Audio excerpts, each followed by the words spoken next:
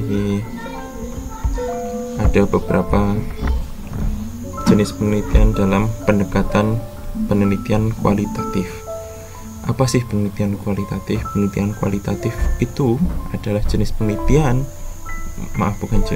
adalah pendekatan penelitian yang didasarkan atas paradigma berpikir naturalis, melihat bahwa segala sesuatu terdapat makna tersembunyinya yang harus diungkap, dan hal tersebut tidak bersifat menggeneralisasi, tapi bersifat suatu petualangan yang baru. Jadi contoh Anda ketika Anda pergi ke tempat yang baru, maka Anda akan tertantang, ada apa sih di sana?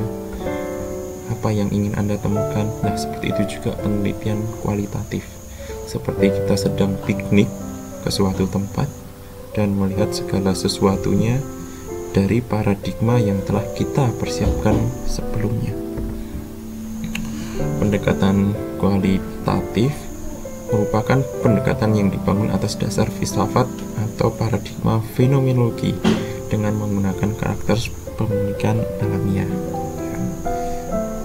memahami dari sudut pandang partisipan. Jadi kita sebagai seorang peneliti itu bersifat netral, tidak memiliki atau tidak memiliki suatu prapaham untuk menilai kejadian tersebut, tetapi penelitian kualitatif ini mengungkap apa adanya yang benar-benar terjadi di lapangan dan tidak mengenal objek, tapi mengenalnya adalah subjek. Jadi kalau melihat sesuatu kejadian, maka itu adalah subjeknya, misalnya penulis, misalnya masyarakat di daerah X, maka mereka akan menjadi subjek penelitian dan peneliti sendiri menjadi instrumen penelitian tersebut. Nah, pasti bingung kan? Tapi intinya bahwa penelitian kualitatif itu mengungkap segala sesuatu yang berdasarkan makna dari suatu kejadian atau suatu fenomena atau suatu hasil kebudayaan. Jadi mengungkap, intinya berpetualang atas hal-hal yang belum kita ketahui. Contohnya. Kemudian juga metode penelitian etnografi. Ini salah satu jenis penelitian kualitatif. Maka segala sesuatu penelitian Anda tentang kebudayaan itu Anda pasti akan menggunakan pendekatan etnografi. Jadi Anda akan diam di daerah tersebut, mengamati, mewawancara, meneliti secara mendalam tentang kajian budaya tersebut. Jadi kalau misalnya seperti ini, kontekstualisasi tradisi Manini, maka untuk mengungkap tradisi Manini Anda menggunakan jenis penelitian etnografi. Meskipun kontekstualisasi itu menggunakan jenis penelitian teologis, maka yang etnografinya tradisi Manini itu adalah salah satu kajian etnografi. Anda datang ke suatu tempat, melihat tradisi tersebut, mewawancarai, dan mendapatkan data-data. Kemudian tinggal jenis penelitian teologisnya, Anda kaitkan dengan teksnya misalnya. Maka dalam penelitian itu Anda menggunakan dua jenis penelitian, yaitu penelitian teologis dan penelitian etnografi. Tapi ini Anda fokus di pendekatan etnografi. Intinya etnografi itu tentang budaya-budaya yang mau Anda explore.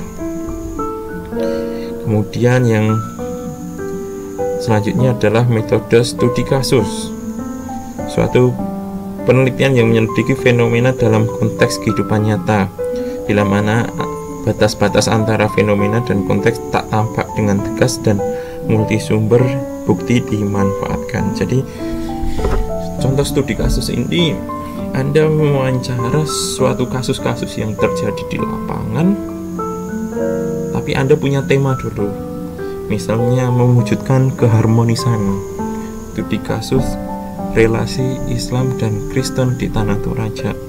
maka Anda akan lihat studi kasus bagaimana konflik terjadi, bagaimana penyelesaiannya dalam rangka membuat suatu relasi yang harmonis. Jadi berdasarkan kasus-kasus yang terjadi itu, Anda akan menarik kesimpulan bagaimana sih relasi yang harmonis di Tanah Toraja itu terbentuk dari studi kasus yang sudah ada. Jadi studi kasus itu meneliti mendalam tentang apa yang terjadi dalamnya berdasarkan sudut pandang para narasumber. Selanjutnya penelitian historis. Ini penelitian yang cukup susah dan jarang digunakan dalam penelitian teologis. Historis ini Anda melihat kajian dari sejarah. Jadi Anda bisa mendapatkan data dari kajian literatur ataupun dari kajian orang-orang yang masih hidup yang menjadi saksi sejarah, dan Anda sedang merangkai suatu sejarah dari penelitian ataupun dari data-data yang sudah sahih atau valid keadaannya. Dan ini metode historis ini salah satu jenis pendekatan kualitatif yang cukup susah dan harus perlu dengan ketelatenan, karena Anda berusaha membangun suatu bentuk historis yang baru atau sejarah yang baru. Metode analisis isi. Analisis isi ini seperti metode hermeneutika atau tafsiran. Jadi analisis ini ya akan lebih dekat dengan penelitian teologis.